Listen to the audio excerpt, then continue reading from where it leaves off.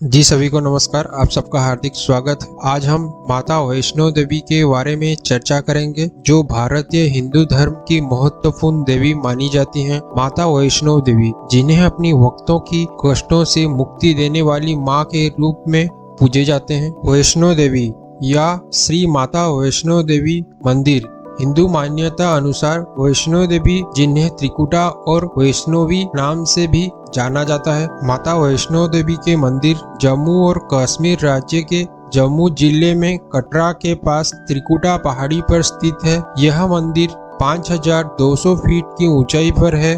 कटरा से मंदिर की दूरी लगभग 18 किलोमीटर है। माना जाता है कि माता वैष्णो देवी ने त्रेता युग में माता पार्वती, माता सरस्वती और माता लक्ष्मी के रूप में मानव जाति के कल्याण के लिए एक सुंदर राजकुमारी के रूप में अवतार लिए थे और त्रिकुटा पर्वत पर गुफा में तपस्या की। जब समय आया तो उनका शरीर 3 दिव्य रूपों में विलीन हो गया, माँ काली, माँ लक्ष्मी और माँ सरस्वती। चलिए जानते हैं श्रीधर ने वैष्णो देवी मंदिर का निर्माण कैसे किया। 700 साल पहले कटरा के कुछ दूरी पर स्थित हांसली गांव में मां वैष्णो देवी की परम भक्त श्रीधर रहते थे।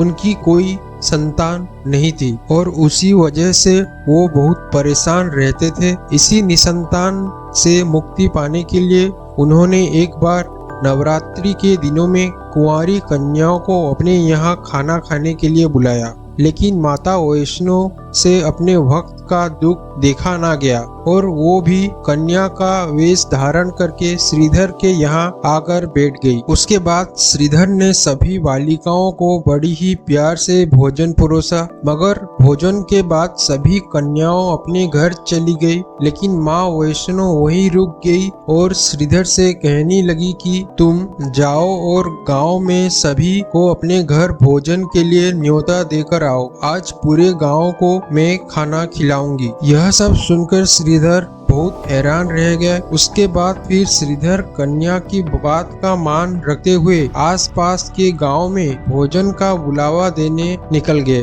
उन्होंने सभी गांव वालों की निमंत्रण दे दी। उसके बाद सभी ग्रामवासी श्रीधर के घर खाना खाने के लिए आते हैं। फिर कन्या रूप में माँ वैष्णो देवी सभी को भोजन परोसने लगी। भंडार में भैरवनाथ भी आकर बैठ गया। उसके बाद जब माता भैरवनाथ के पास पहुंची तो उन्होंने खाना खाने से इनकार कर दिया और मांस, मदिरा, पान का सेवन करने की जिद पर अड़ गया। तो माता ने भैरवनाथ की इसी मांग को पूरा करने से साफ मना कर दिया, जिसके बाद भैरवनाथ अपनी बात पर अड़िग रहे और उसके बाद भैरवनाथ के मन में छिपे कपट और लालच के बारे में जानकर माँ वैष्णो रूप बदलकर त्रिकुटा पर्वत की तरफ चली गई थी। त्रिकुटा पर्वत में जाकर वहां एक गुफा में माँ वैष्णो देवी ने भैरवनाथ से छिपकर 9 महीने तक लगातार तपस्या की थी। कहा जाता है कि उस गुफा में भगवान हनुमान ने उनकी रक्षा की थी। दोस्तों, आपको बता दें, इस गुफा को आज अर्धकुमारी या आदि कुमारी नाम से जाना जाता है और लाखों लोग आज यहाँ पर भ्रमण करने के लिए आते हैं। आज भी इस गुफा का उतना ही महत्व है जितना माता वैष्णो देवी की मंदिर का है।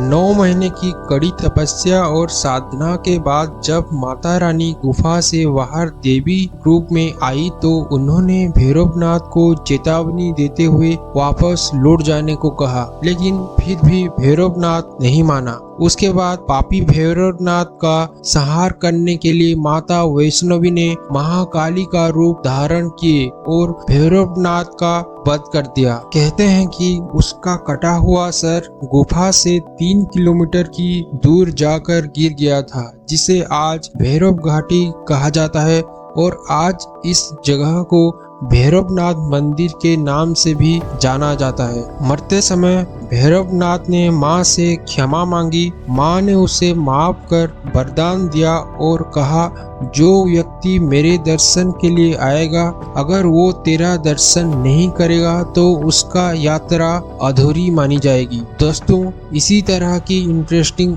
और सच्ची घटनाओं में आधारित बातें जानने के लिए हमारे चैनल को सब्सक्राइब करें और